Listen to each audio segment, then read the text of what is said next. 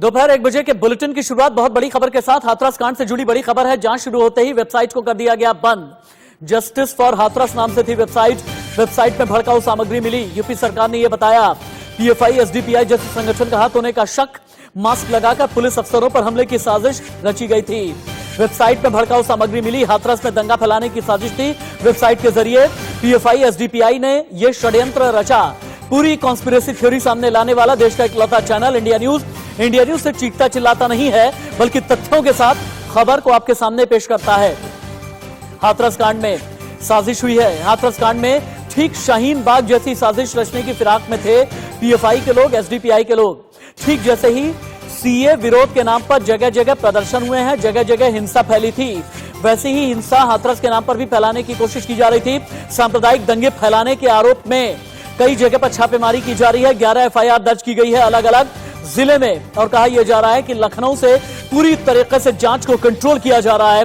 Cyber cell, SIT, मुख्यधारा के police, CBI, माफ कीजिएगा सीबीआई नहीं, जो एलआईयू है, लोकल इंटेलिजेंस यूनिट, ये हर कोई लगा हुआ है कि कौन कौन से वो लोग थे जो दंगा फैलाने की कोशिश कर रहे थे, दंगा कराने की फिराक में थे हाथरस के नाम पर। इंफोग्राफिक स्टूडियो आपको लेकर के चलते हैं। क्या हाथरस के नाम पर यूपी जलाने की साजिश की गई, ये आपको बताएंगे इंफोग्राफिक स्टूडियो में। हाथरस कांड पर एसआईटी को मिली है बड़ी जानकारी। दंगे भड़काने के लिए अफवाहों का सहारा लिया गया, फर्जी सूचनाओं के जरिए दंगा भड़काने की कोशिश की गई, सोशल मीडिया का इस्तेमाल किया गया। लखनऊ में मुकदमा दर्ज है। जातीय और सांप्रदायिक दंगे भड़काने की साजिश की आशंका है। साजिश में कौन शामिल था? पीएफआई और सरकार के निशाने पर रहे माफियाओं की मिलीभगत है। यूपी में अराजकता फैलाने के लिए बड़े पैमाने पर फंडिंग की गई। साजिश में सीए वाले उपद्रवी संगठनों की भूमिका के भी मजबूत सबूत मिले हैं। अफवाह फैलाने के लिए वेरीफाइड सोशल मीडिया अकाउंट का इस्तेमाल किया गया।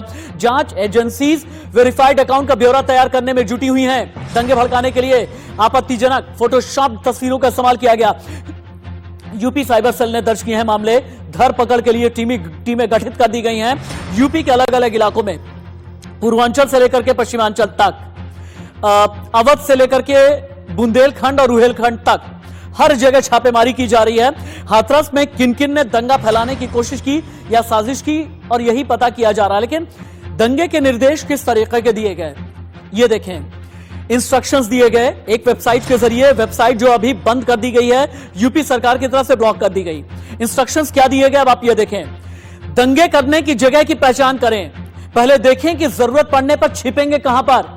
दोस्तों से जुड़ने के लिए प्लानिंग बना करके रखें। जिन चीजों की जरूरत हो पहले ही प्लान करें। पुलिस को देखते ही गैस मास्क पहनकर रखें। काले कपड़े पहने लोग भागे तो उनके पीछे भागें। पुलिस के एक्शन का वीडियो बना लें। क्रेडिट कार्ड, डेबिट कार्ड न ले जाएं, कैश रखें, ग्लव्स रखें, जिससे टीयर गैस दोबारा छोड़ सकें। क्या मेरे सहयोगी मेरे साथ में जुड़े हुए हैं?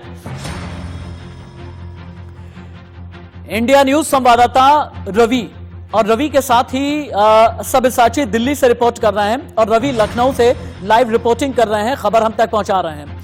पहले रवि के पास आते हुए, रवि मुझे यह बताएं कि जो 11 एफआईआर दर्ज की गई है इसके बारे में और डिटेल आपके पास क्या है? कहां कहां पर छापेमारी की जा रही है? पीएफआई एसडीपीआई के जो संगठन है कहां कहां से ऑपरेट कर रहे थे, और क्या वाकई में हाथरस के नाम पर यह दंगा ब्रिगेड काम कर रहा है?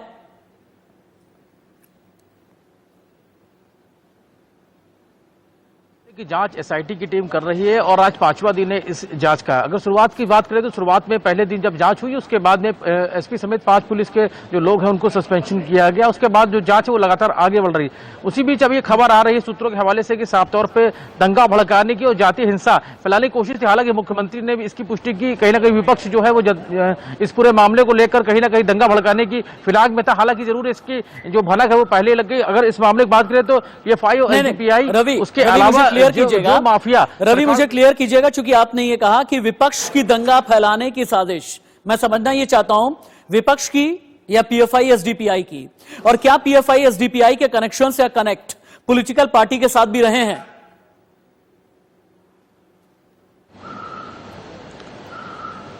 देखिए, सभी पर आरोप है कि पीएफआई और एसडीपीआई का जो लोग हैं वो शामिल हो सकते हैं। बाकायदा इसके लिए सोशल मीडिया का सहारा लिया गया, तमाम सारे जो वीडियो है वो वायरल किए गए, उसके अलावा फोटो को बनाकर आगे बढ़ाया गया। दूसरी वीडियो इस जो पीड़िता है इसका वीडियो बनाकर किया गया ताकि जो लोगों में भ्रम की स्थिति बनी रहे। उसके अलावा ये भी जो खबरें निकल कर आई हैं। हाथरस चलते हैं। इंडिया न्यूज संवाददाता ऐश्वर्या लगातार वहां से दिन रात एक करते हुए लाइव रिपोर्ट कर रहे हैं। ऐश्वर्या, आप पिछले लगभग 2 हफ्ते से ही हाथरस की लाइव रिपोर्ट हम तक पहुंचा रहे हैं, ग्राउंड जीरो की रिपोर्ट हम तक दे रहे हैं। आप ये बताएं, कहीं पर भी अपनी इन्वेस्टिगेशन में आपको ये लगा कि किसी सियासतदान के साथ में पीएफआई या एसडीपीआई जैसे संगठन भी जुड़े हैं? और क्या वहां पर आप थे? जस्टिस फॉर हाथरस नाम की वेबसाइट का जिक्र किसी ने किया है?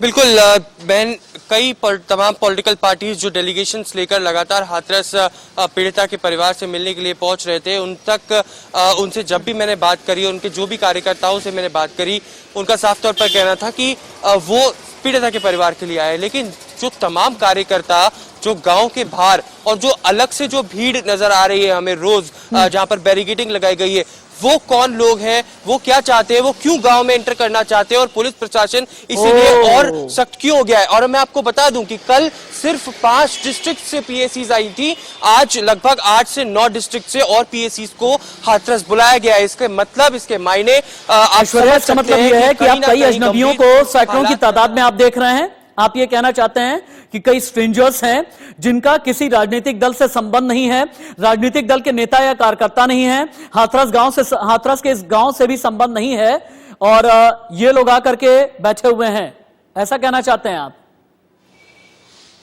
बिल्कुल बिल्कुल बिल्कुल ठीक कहा आपने। मैं रोज देख रहा हूँ सैकड़ों की तादाद में हाथरस के अलग अलग एंट्री पॉइंट्स पे, और हर नाके पर पुलिस ने अपनी नाकेबंदी कर रखी है, पुलिस ने अपने कांस्टेबल्स बिठा रखे हैं। लेकिन जो मेन रास्ता है जहां पर मीडिया को सिर्फ अलाउ किया गया है, वहां पर मैं रोज बढ़ती हुई तादाद देख रहा हूँ, और अलग अलग जगहों से वो लोग आते हैं और वो घुसने की कोशिश करते हैं गाँव के अंदर। वो कौन लोग हैं, इसकी आइडेंटिटी लगातार। तीसरा बड़ा खुलासा, वेबसाइट में लिखा क्या था? इससे पहले कि मैं सनुज के पास में चलूं, वेबसाइट में क्या लिखा था ये आपके लिए जानना जरूरी है। वेबसाइट में लिखा था, वैसलीन तेल सनस्क्रीन ना लगाएं, केमिकल का असर होगा, कॉन्टैक्ट लेंस ना पहनें, केमिकल से आंखों को नुकसान पहुंचेगा, ज्वेलरी टाई न पहने, आसानी से पकड़े जाएंगे, खुले बाल बड़े बाल न रखें, उससे पकड़ में आ जाएंगे, ब्रांडेड कपड़े न पहने, उससे भी पकड़ में आ जाएंगे, N95 मास्क पहने, टीयर गैस धुएं से बच पाएंगे, स्विमिंग पूल वाले चश्मे पहने, आंखों को टीयर गैस से बचाएंगे, टोपी का इस्तेमाल करें, पहचान करने में मुश्किल होगी, स्नीकर पहने, भागने में आसानी होगी, पूरे शरीर को ढक करके रखें, मिर्च पाउडर से बचेंगे। इसे फिर से रिकॉल कीजिए, यह बहुत बड़ी जानकारी है, यह बहुत बड़ी जानकारी है। जानकारी क्या है, जो दर्शक अभी अभी जुड़े हैं उनकी जानकारी के लिए बता दें, हाथरस में पीएफआई एसडीपीआई की तरफ से इस तरह की खबरें हैं कि दंगा फैलाने की कोशिश की गई हाथरस के नाम पर। दंगा सांप्रदायिक भी फैल सकता था, जाति भी फैल सकता था। एक वेबसाइट का गठन किया गया जिसका नाम दिया गया जस्टिस फॉर हाथरस। जितने भी दंगे में शामिल लोग थे उनके लिए डूज एंड डोंट्स, क्या करें क्या ना करें, यह सब कुछ लिखा था। यह क्या था, फिर से देखें। वैसलीन तेल सनस्क्रीन न लगाएं, केमिकल का असर होगा, कॉन्टैक्ट लेंस न पहने, केमिकल से आंखों को नुकसान पहुंचेगा, ज्वेलरी टाई नहीं पहननी है, आसानी से पकड़े जाएंगे, खुले बाल बड़े बाल ना रखें, उससे पकड़ में आ जाएंगे, ब्रांडेड कपड़े ना पहने, उससे पकड़ में आ जाएंगे, N95 मास्क पहने, टीयर गैस धुएं से बच पाएंगे, स्विमिंग पूल वाले चश्मे पहने, आंखों को टीयर गैस से बचाएंगे, टोपी का इस्तेमाल करें, पहचान करने में मुश्किल होगी, स्नीकर पहने, भागने में आसानी होगी, पूरे शरीर को ढकें, मिर्च पाउडर से बचेंगे। सनुज मेरठ से इंडिया न्यूज संवाददाता सनुज भी जुड़े हुए हैं। सनुज, आपके पीछे मैं देख पा रहा हूं आरएलडी के कई नेता हैं, कार्यकर्ता हैं जो छोटे चौधरी के समर्थन में आज उतरे हुए हैं सड़क पर। इनसे पूछिए, यूपी सरकार ने इनडायरेक्टली आरोप लगा दिया है कि ये लोग षड्यंत्रकारियों से मिले हैं, ये दंगाइयों से मिले हैं, ये तमाम जितने नेता हैं पीएफआई और एसडीपीआई वालों से मिले हुए हैं। जवाब मांगिए इनसे।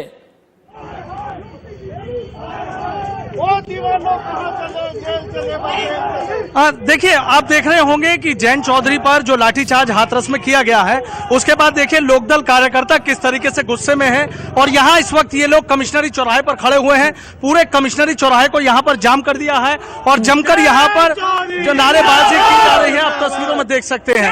देखिए, तमाम जो कार्यकर्ता राष्ट्रीय लोकदल के जो नेता हैं वो गुस्से में हैं और इस बात को लेकर उनमें नाराजगी है कि आखिर जैन चौधरी पर इस तरीके से जो लाठीचार्ज है वो क्यों किया गया था। राष्ट्रीय लोकदल के जो जिला अध्यक्ष हैं राहुल देव, वो हमारे साथ है। राहुल जी, सरकार कह रही है कि दंगा भड़काने की साजिश थी, क्या कहना चाहेंगे आप?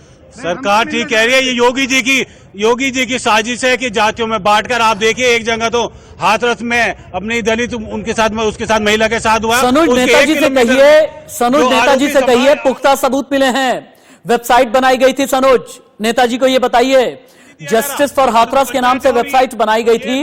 वेबसाइट में लिखा था क्या करें क्या ना करें, दंगा किस तरह से भड़काना है, दंगा भड़का करके कैसे भागना है, पुलिस का सामना कैसे करना है, पुलिस से बच के कैसे निकलना है, ये सब कुछ वेबसाइट में है। ये बोलें।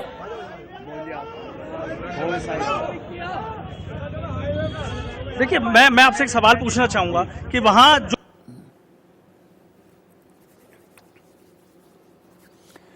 चलिए सनुज के पास दोबारा लौट करके आते हैं। कनेक्टिविटी इशू आ रहा है, लेकिन यूपी के कानून मंत्री ब्रजेश पाठक से भी हमने बात की। क्या कहना है ब्रजेश पाठक का, ये भी आप देखें, क्योंकि यूपी सरकार सीधे तौर पर अब ये कह चुकी है विपक्ष को विकास का काम पसंद नहीं है, विपक्ष दंगे करवाना चाहता है।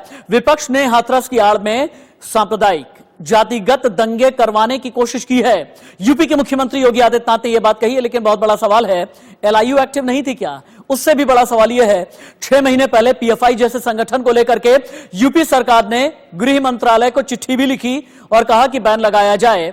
अगर वाकई में शक था तो अभी तक ऑफिशियल बैन इन सभी संगठनों पर क्यों नहीं लगा? यूपी के कानून मंत्री इंडिया न्यूज पर लाइव।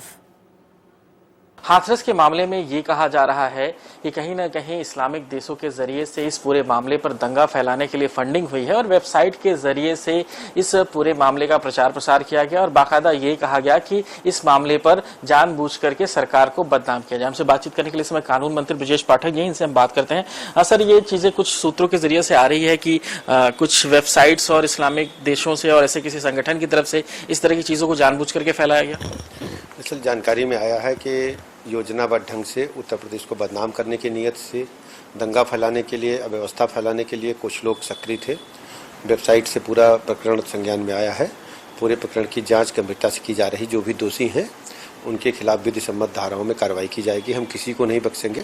उत्तर प्रदेश का जो विकास बहुत तेजी के साथ हो रहा है, यूपी आगे बढ़ रहा है, लोगों को पेट में दर्द हो रहा है, उनको सत्ता की भूख है, लेकिन ऐसे लोगों को हम बिल्कुल सफल होने नहीं देंगे। क्या कुछ सर पता चल पाया कि ऐसे लोग को, क्योंकि जैसे ही एजेंसियों ने इसमें कार्रवाई की वैसे वेबसाइट्स वगैरह तुरंत बंद कर दी गई? असल वेबसाइट तो बंद हो ही जाएगी, लेकिन अभी जो भी तथ्य हैं कि जांच चल रही है, इसलिए पूरी तरह से कहना उचित नहीं होगा। शीघ्र ही पूरे प्रकरण की जानकारी आपको मिलेगी। बिल्कुल, इस तरह की चीजें सामने आई है और बहुत सी बातें सामने आई है जिसमें इस्लामिक देशों से फंडिंग की बात कही जा रही है और तमाम बातें अभी जांच में है। जांच के बाद ही सरकार कुछ कह पाएगी, लेकिन जाहिर है कि जिस तरह से पूरी घटना हुई, उस घटना के बाद से ही ये मामला पूरी चर्चा में है। रोहित के साथ Vijay Mishra, India news, Lucknow. India news चीखने चिल्लाने वाली खबर दिखाने में यकीन नहीं करता। इंडिया न्यूज नौटंकी या नाटक करके खबर आप तक पेश करने या परोसने में यकीन नहीं रखता। खबर हम आप तक पहुंचाते हैं तथ्यों के साथ और सच्चाई के साथ। हमारे लिए इससे बड़ी खबर नहीं हो सकती कि हाथरस के नाम पर यूपी को जलाने की कोशिश की गई। लेकिन सवाल है, हाथरस के नाम पर दंगा कराना कौन चाहता था? क्या कोई पॉलिटिकल पार्टी भी शामिल रही है? आगे आपको बताएं।